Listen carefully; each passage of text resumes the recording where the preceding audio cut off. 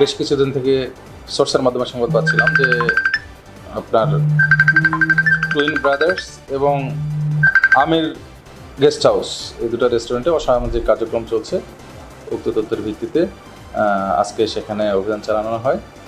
অভিযান চালিয়ে বেশ কয়েকজন ছেলে এবং মেয়েকে অ্যারেস্ট করে নিয়ে আসা হয়েছে।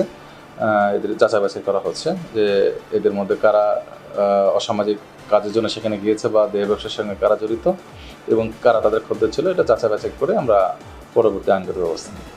হ্যাঁ, সেটা তো আমরা দেখছি, ঊর্ধ্বতন কর্মকর্তাদের সাথে আলোচনা করি, ইনশাল্লাহ আমরা ব্যবস্থা নিই।